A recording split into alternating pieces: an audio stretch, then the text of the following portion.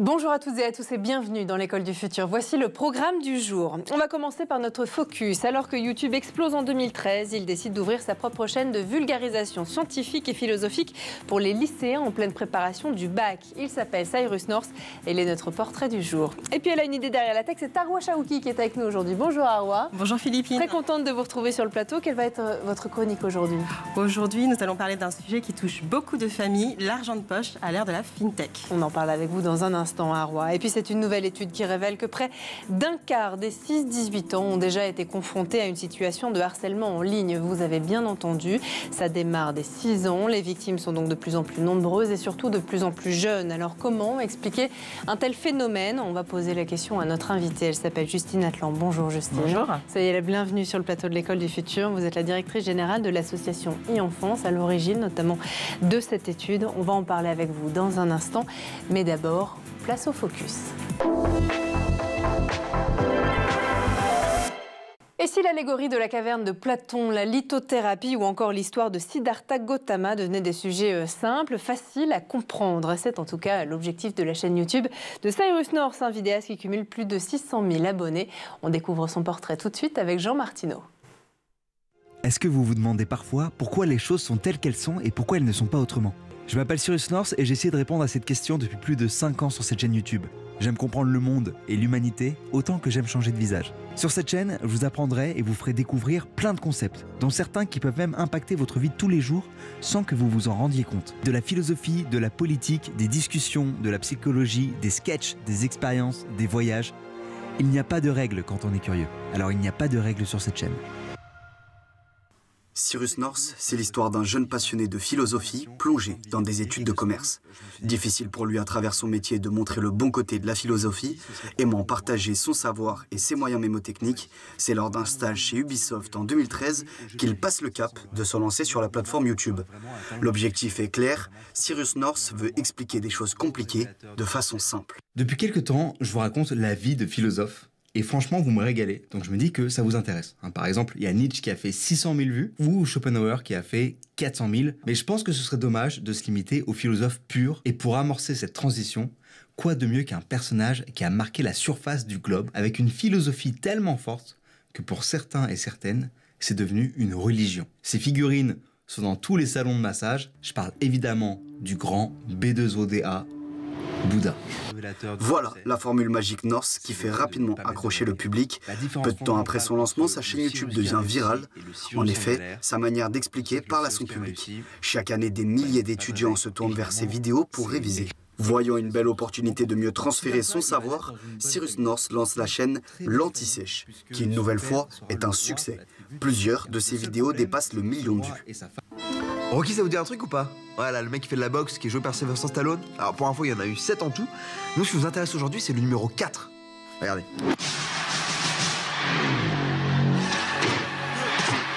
Vous avez vu comme le combattant de l'URSS s'est présenté? Comme une machine dénuée de sentiments. Et c'est super important, parce que le film, il est sorti en 1986, et c'est en pleine guerre froide. Et il souligne bien que le plus important dans la guerre froide, c'est pas forcément les affrontements militaires, mais c'est surtout l'opposition entre deux idéologies bien différentes. Comment ça, vous savez pas ce que c'est la guerre froide? Bon allez, c'est parti pour une nouvelle Anti-Sèche.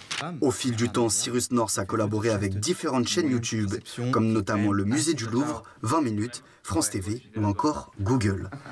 Alors, vous l'aurez compris, si vous avez besoin de comprendre et d'apprendre, le rendez-vous est fixé et il se nomme Cyrus North. Je vous embrasse très fort. Love, peace. Ciao.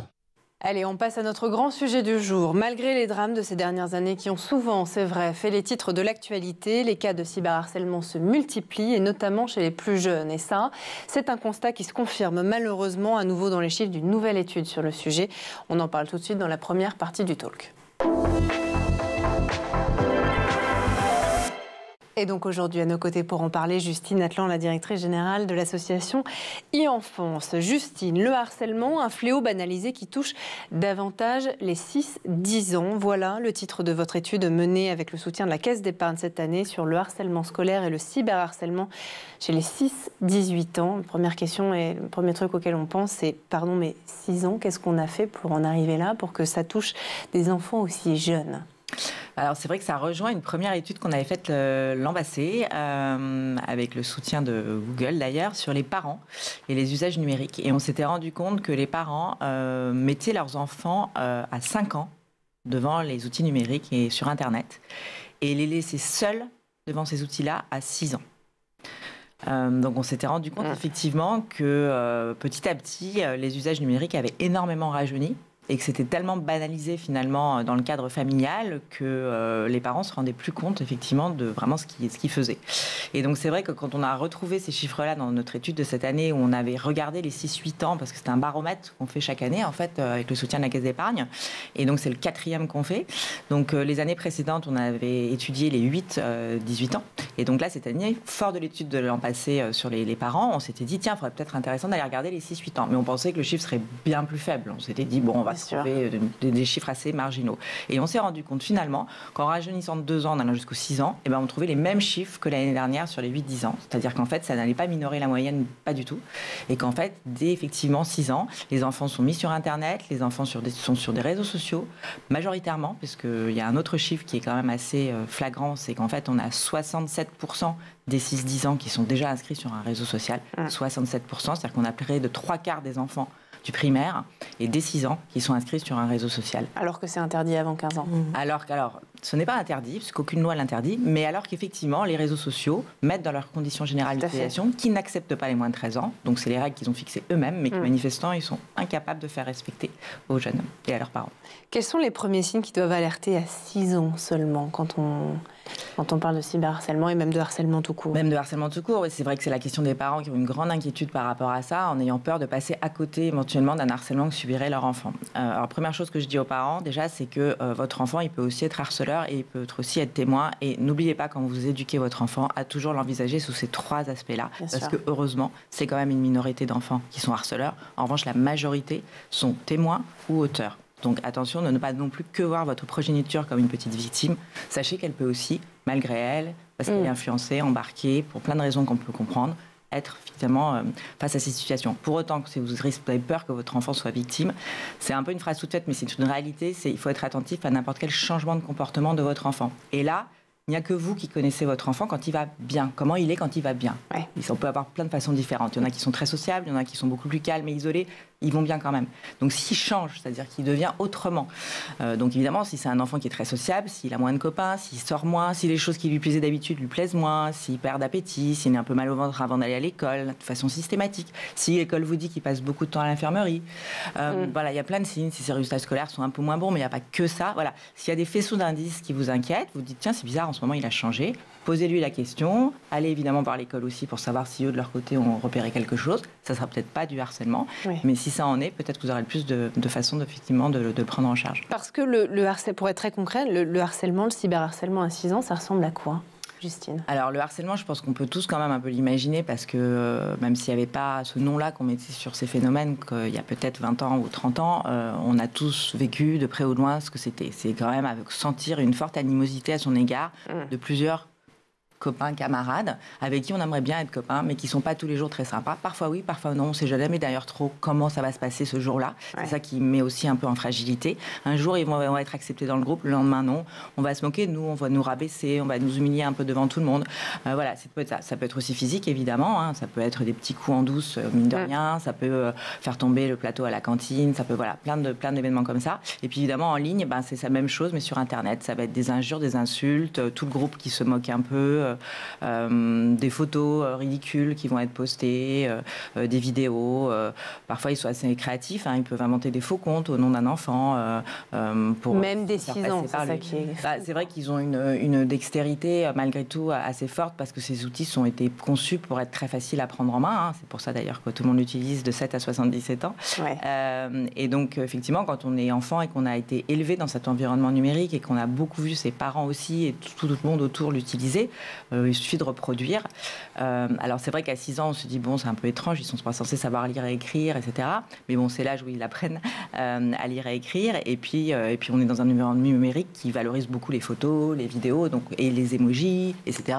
Donc on n'est pas forcément obligé de connaître l'alphabet et la grammaire. On a plein d'autres façons, effectivement, de pouvoir cyberharceler. Et puis harceler, c'est aussi exclure. Donc ça peut être aussi faire des choses en ligne, mais ne pas intégrer mais lui faire savoir qu'il n'est pas dedans. Donc ça, c'est aussi à long terme harcelé. Ouais. Tout à fait, sachant aussi que les répercussions sur les victimes sont lourdes et le sujet gravissime. 29% des victimes sont allées à penser jusqu'au suicide, tandis que 58% des jeunes harcelés ont perdu confiance en eux. Près d'un tiers des victimes ressentent aussi une souffrance sévère. Ça, c'est quelque chose qui vous a étonné aussi, même à ces âges-là, de penser à des choses aussi graves et tragiques et dramatiques? Alors c'est vrai que le chiffre est important, hein, effectivement, sur ceux qui pensent au suicide. Donc c'est vrai que c'est toujours très troublant d'imaginer des enfants aussi au début de leur vie et plein normalement d'énergie, de vitalité, de joie, d'imaginer d'avoir cet acte-là, de ne plus avoir envie de vivre. Mais donc ça montre effectivement la souffrance et l'isolement dans lequel ils sont et le peu de confiance qu'ils ont dans les adultes finalement pour les aider dans ces situations-là. Et c'est toujours ça qui est très troublant pour nous adultes, qui vraiment nous pousse à réagir. Après, le degré de souffrance, malheureusement, nous on le connaît parce qu'on le côtoie depuis de nombreuses années avec les victimes qu'on aide. Et c'est vrai que on sait que c'est une souffrance en plus qui dure très longtemps dans la vie, et ça c'est vraiment pour ça aussi qu'il faut s'attaquer à ce problème-là. C'est qu'on sait que des enfants ou des adolescents qui ont vécu des situations de harcèlement qui ont vraiment duré à ces âges-là, à des âges où on se construit, ce sont des êtres humains qui vont garder dans toute leur vie d'adulte des vrais traumatismes, qui vont avoir des difficultés dans tout ce qui est lien social, dans tout ce qui est intégration de groupe, dans tout ce qui est prise de parole, par exemple, en public, et puis dans leur vie privée aussi. Parfois, dans des victimes de harcèlement dans le couple, dans des victimes de harcèlement au travail, si on creuse un peu, on se rend compte que c'est des individus qui ont vécu ça à l'adolescence et qui ont gardé vraiment cet impact très fort sur l'estime de soi, sur le rapport aux autres, et qui, malheureusement, si vous ne le traitez pas, se reproduit dans votre vie future. Donc, plein de raisons de s'occuper de ce sujet-là pour maintenant et pour après. Ouais. C'est un enjeu de santé publique pour Absolument. D'un point de vue même sociétal, même si on voit ça au niveau de l'État, ça coûterait beaucoup moins cher à l'État de prévenir ces phénomènes-là que d'avoir à les traiter dans toutes les conséquences que ça peut avoir. Surtout qu'on sait que les harceleurs aussi, dans d'autres pays, il y a des études là-dessus qui montrent que les harceleurs vraiment récidivistes sont aussi des adultes qui vont poser des problèmes dans la société et qui vont avoir des difficultés d'intégration, donc qui vont aussi coûter cher à la société. Bon, on va continuer à en parler avec vous, Justine, dans un instant. D'abord, on fait un petit tour du côté de la planète tech. Images et vidéos, c'est le Zap et c'est l'œil de Jean Martineau. Do ants prefer Coke or Pepsi? This is the perfect experiment because humans pick their favorite off of marketing a lot of the time because we're easily manipulated. But you know who's immune to marketing? That's right, ants. That being said, my prediction is that Coke universally tastes better, regardless if you're a human or a bug. It's crazy to me they're so light that they can walk on top of a droplet of Pepsi and it stays there like it's Jell-O. Not a lot of progress is being made. Okay, now Coke is taking a lead. It seems like they're eating it more than they're drinking it. The ants have spoken. What'd you guys think? This automatic powerless gate works with the weight of your vehicle. The hydraulics delay the gate closure by 15 seconds, giving plenty of time for trailers and floats to go through. Stock can't get in or out unless you want them to. You can, however, open the auto gate safely and with ease whilst on foot without the use of a vehicle. AutoGate is great for entries on slopes as it eliminates accidents caused by runaway vehicles. When you go on holiday, lifting of the lever disengages the outside gate ramp, making the mechanism inoperable and able to be padlocked. The gate can be operated with a left or right opening, allowing for simple installation. AutoGate is an excellent alternative to cattle grids and solar or electric gates.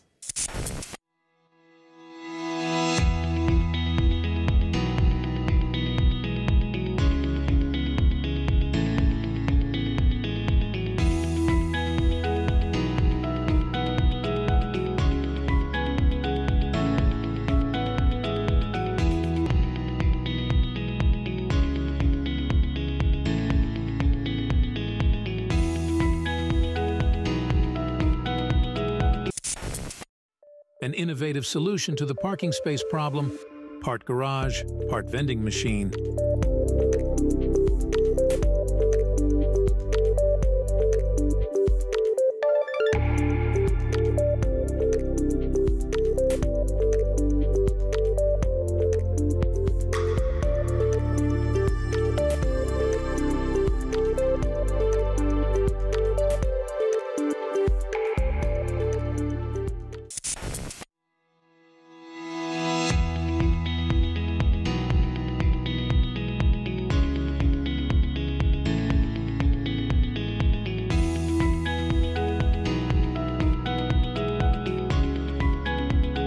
retour toujours sur le plateau de l'École du Futur et en compagnie de notre invitée aujourd'hui, Justine Atlan, la directrice générale de l'association e-Enfants. Justine, juste avant de reprendre nos discussions, on va laisser place à la chronique d'Arwa Chaouki qui a une idée derrière la tech. Arwa, au programme avec vous aujourd'hui, l'argent de poche qui a toujours été une question plutôt délicate, c'est vrai, dans les familles. Que disent d'ailleurs les études récentes sur le sujet? Eh bien, Philippines, selon la Fédération bancaire française, les enfants reçoivent leur premier argent de poche vers l'âge de 10 à 12 ans, un âge qui coïncide avec l'entrée en 6e. En moyenne, les jeunes de 10 à 12 ans reçoivent 24 € par mois, tandis que les adolescents de 16 à 18 ans touchent environ 40 € par mois. Ça n'est pas toujours évident pour les familles de trouver la bonne formule. Combien donner? À quel rythme? Est-ce que je lis ça à des tâches ménagères quotidiennes? Ce sont des questions qui peuvent provoquer beaucoup de tensions dans les familles. On imagine effectivement. Alors justement, quels sont les principaux points de tension qui peuvent surgir à propos de l'argent de poche? Les conflits viennent souvent du montant donné, de la régularité ou encore de comment son enfant dépense son argent de poche. Par exemple, certains parents craignent que leur enfant développe de mauvaises habitudes, surtout à cause des réseaux sociaux ou de l'influence des copains-copines. Mais n'oublions pas qu'à l'adolescence, c'est aussi une période où nos enfants marquent leur indépendance. Ils se détachent petit à petit de nous et leur consommation devient sociale, car ils ont besoin d'appartenir à un groupe. D'ailleurs, c'est là qu'on voit les consommations de fast-food augmenter. Effectivement, et traditionnellement, l'argent de poche elle était donné en espèces. Oui. Comment la FinTech vient changer tout ça? Eh bien, aujourd'hui, on voit que 40% des parents utilisent des applications pour gérer l'argent de poche de leur enfant, qu'il soit ponctuel, une sortie scolaire, un voyage qu'ils feraient tout seuls, ou alors de façon régulière pour favoriser leur autonomie. Et cette tendance s'est accélérée avec la digitalisation des services bancaires et l'émergence d'applications comme Cards, PixPay, MoneyWalkies ou encore Revolut Junior. Ces outils permettent aux parents de verser de l'argent de poche via une carte prépayée et de suivre les dépenses de leur enfant en temps réel. Et ils les sensibilisent aussi à la gestion d'un budget car ils ont des flux entrants et sortants comme s'ils recevaient un salaire. Alors tous ces outils, ça semble effectivement très pratique. On en a reçu d'ailleurs certains ces dernières saisons sur le plateau, mais est-ce qu'ils ne risquent pas d'éloigner un peu les enfants de justement la réalité de l'argent physique? Oui, c'est vrai, c'est un risque. D'où l'importance d'accompagner l'utilisation de ces plateformes avec des discussions régulières sur la valeur de l'argent, sans être non plus sur leur dos bien sûr. La technologie, c'est bien, mais ça ne remplace pas les échanges précieux qu'on peut avoir en famille. Alors justement, un dernier conseil peut-être pour les parents qui nous regardent et qui souhaitent introduire l'argent de poche à l'ère de la FinTech? Mais oui, le plus important, c'est d'établir des règles claires dès le départ et d'utiliser ces outils pour ouvrir un dialogue constructif sur la gestion de son argent de poche.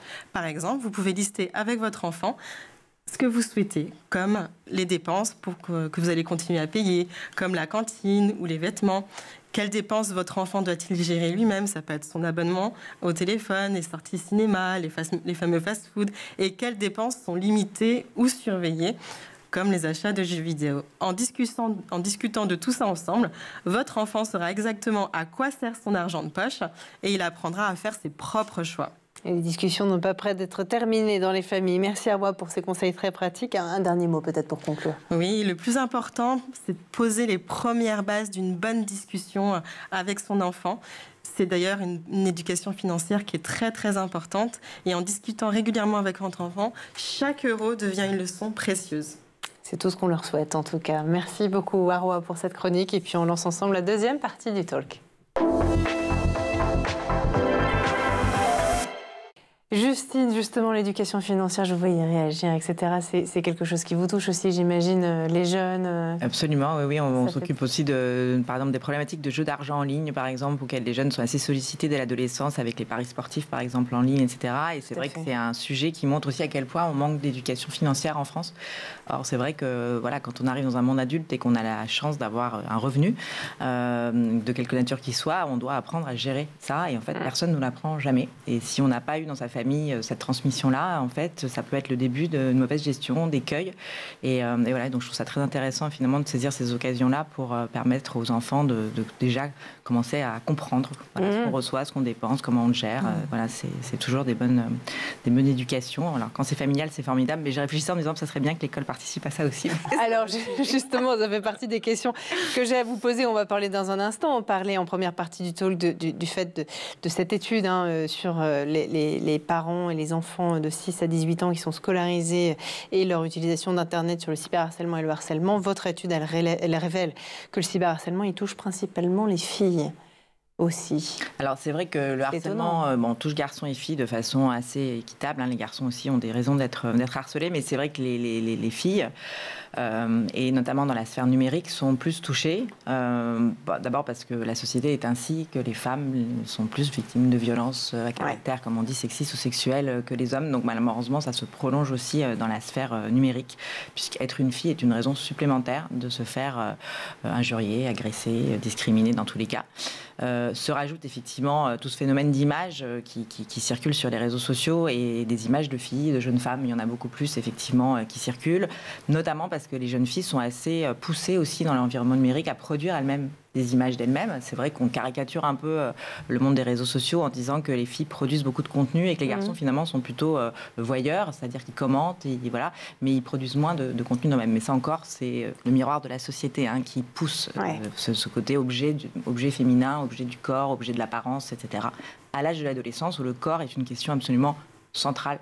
C'est le corps qui change, qui bouge, qu'on ne maîtrise pas. Comment il va devenir le mien, adulte, femme, homme, voilà. Et est-ce que je vais plaire, pas plaire, c'est quoi être... Enfin, voilà. Donc ça, c'est vraiment le centre. Donc à cet âge-là, ils sont très violents entre eux. Ils vont se comparer, ils vont se discriminer. Voilà. Donc c'est vrai que les filles reçoivent beaucoup de ça. Et puis c'est vrai que c'est une génération, les parents souvent ça les surprend, mais qui banalisent beaucoup dans leur relation affective ou amoureuse, etc. ou de rencontres, la diffusion de contenu intime qu'on appelle des news. C'est vrai qu'en soi, c'est pas interdit d'échanger des news. Ils le font beaucoup entre eux, mais c'est vrai que souvent c'est les filles qui vont payer le prix de ça. Parce que quand par hasard ça se passe mal, pour une raison ou une autre, celui ou celle qui a reçu ces images à caractère dénudé, etc., va s'autoriser à les diffuser au plus grand nombre pour effectivement nuire à la réputation de la jeune fille. Parce que c'est encore en 2024 nuire à la réputation d'une fille que de dire qu'elle a éventuellement une vie érotique ou sexuelle, ce qui n'est jamais le cas pour les garçons, mais bon, c'est ainsi. Et donc, effectivement, la jeune fille va prendre ça. Donc, c'est vrai qu'on voit que, voilà. Et en plus, il y a la rumeur aussi qui circule beaucoup depuis toujours dans l'histoire de l'humanité sur les jeunes femmes et sur les jeunes filles. Et donc, les réseaux sociaux qui sont un lieu de viralité, c'est-à-dire de diffusion très rapide et massive d'informations. Et bien évidemment, la rumeur, elle va se propager très vite aussi contre une jeune fille. Donc, voilà, tout ça fait que les filles payent très cher, effectivement, aussi ces violences en ligne, un peu plus effectivement que les garçons, mais les garçons aussi en sont largement victimes. Parce que cette génération qui est très tolérante et très ouverte dans un monde effectivement meilleur pour beaucoup de choses, elle reste à cet âge-là assez conservatrice. Et donc les garçons vont se faire beaucoup aussi discriminer pour des raisons d'homophobie, donc souvent de prétendue homosexualité, réelle ou supposée, pas forcément. Et c'est vrai qu'on voit que finalement on aurait l'impression que c'est une génération qui a dépassé ces problématiques-là. À cet âge-là de l'adolescence, il reste encore sur des stéréotypes de genre assez forts. Mieux vaut ne pas être trop différent, peut-être. Exactement, c'est un âge où on a envie d'être comme tout le monde. Effectivement. Alors cette propagation dont vous parlez justement, elle se fait aussi sur WhatsApp. WhatsApp qui contribue à sa manière au phénomène du cyberharcèlement chez les jeunes. 44%, c'est le chiffre de votre étude, des victimes ont subi du cyberharcèlement sur cette plateforme. Oui, WhatsApp, c'est un vrai sujet, parce que ça s'appelle une messagerie privée, donc pour beaucoup d'entre nous, on pense que c'est une messagerie privée. Alors c'est vrai que c'est un peu une messagerie, mais c'est pas très privé. Non. Parce qu'on peut être très nombreux sur un même groupe, qu'on peut être, je crois, presque 250 ou 300. C'est limité, mais ça va jusque-là. On peut transférer des contenus d'un groupe à un autre quasiment sans fin. Donc ça ressemble beaucoup aux attributs d'un réseau social. Et c'est vrai que les parents, parfois, ne se rendent pas compte qu'en laissant leur enfant aller sur WhatsApp, ils les laissent finalement avoir accès à un réseau social. Ils le font souvent très tôt, en banalisant, parce que c'est là aussi où il y a des groupes familles, souvent des choses comme ça.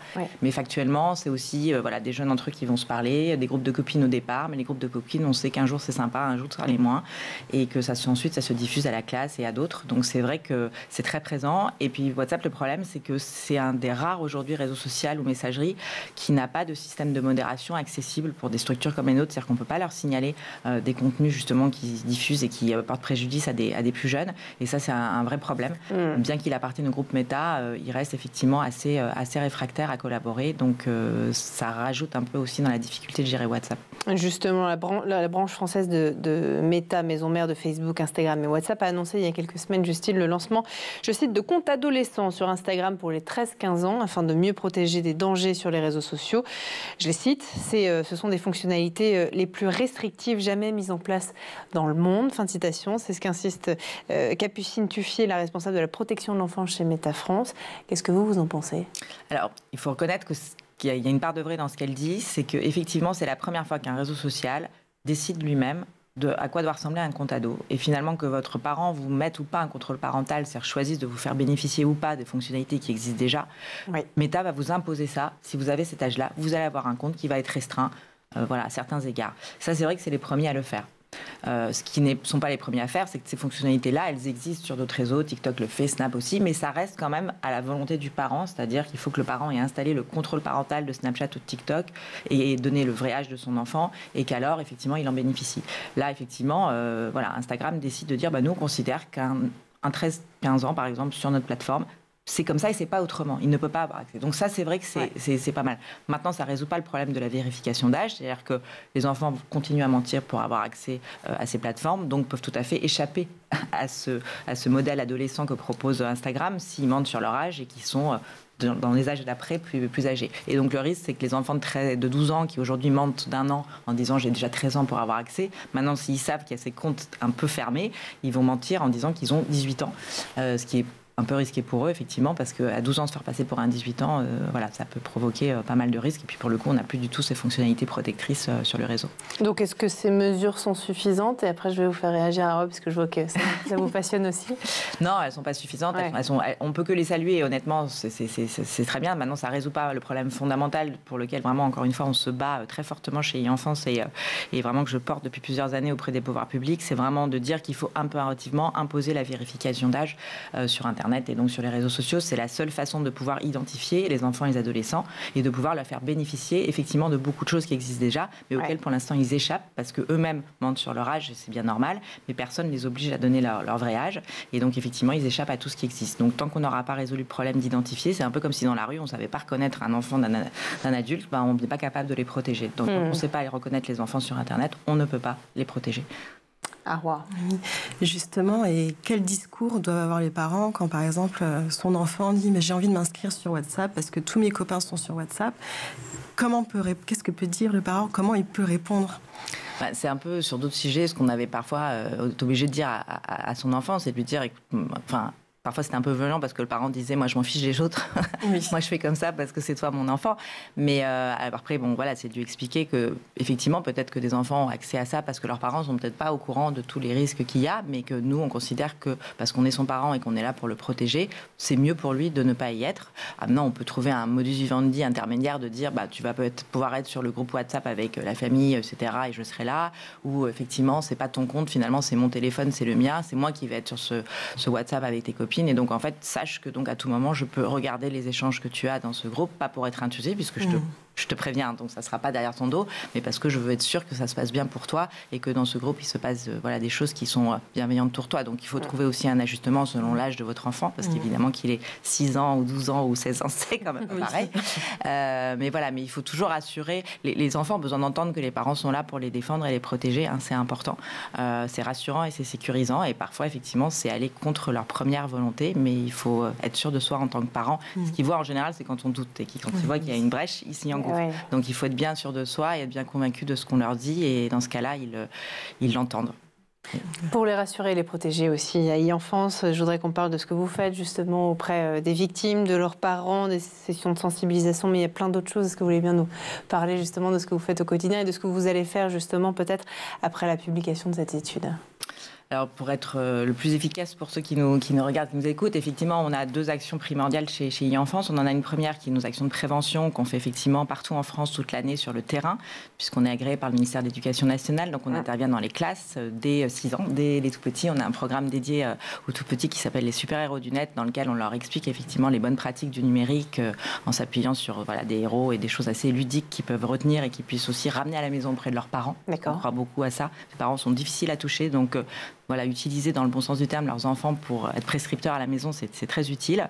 Évidemment, on forme les professionnels aussi qui ont besoin d'être aidés sur ces sujets-là. Et puis surtout, ce qui est très important et qu'il faut que les téléspectateurs retiennent aujourd'hui, c'est qu'on opère le numéro national 3018. Et le 3018, c'est le numéro national contre le harcèlement et les violences numériques faites aux enfants. Donc c'est un numéro unique qui s'occupe de tous les types de harcèlement, scolaire, mais aussi en ligne, mais aussi de tous les usages numériques des enfants. On est ouvert 7 jours sur 7. Il n'y a pas un jour de l'année où on est fermé. On est ouvert de 9h à 23h. On est joignable par téléphone, mais aussi sur sur une application 3018 qui est gratuite, confidentielle, que tout le monde peut télécharger. Donc j'invite les parents à la télécharger sur tous les objets numériques qu'ils vont offrir ou confier à leur enfant. Et donc il y a derrière le 3018 des psychologues, des juristes qui prennent en charge les situations, qui signalent aux réseaux sociaux s'il le faut pour retirer les contenus, et ils le font très rapidement quand c'est nous qui leur demandons. On signale à l'Éducation nationale avec qui aussi on est en lien direct, et à plein d'autres acteurs, donc on prend en charge la situation complètement et on aide les familles à résoudre les problèmes en lien avec les institutions et les réseaux sociaux. Donc on est vraiment là pour eux, pour les aider à résoudre les problèmes. Donc voilà, une seule chose à retenir aujourd'hui, c'est le 3018. Et ben, ce sera notre mot de la fin, et tout ceci est absolument essentiel. Merci infiniment, Justine Atlan, d'avoir été parmi nous aujourd'hui. Je rappelle que vous êtes la directrice générale de cette association e-Enfance. Merci beaucoup. On rappelle que ça concerne 24% des enfants de 6 à 18 ans. Merci à vous aussi, à Arwa Chaouki, d'avoir été parmi nous aujourd'hui. Merci à vous de nous avoir suivis. Et puis vous le savez, comme tous les jours et dès demain, on se retrouve à 12h30 et toujours sur School TV. D'ici là, prenez bien soin de vous.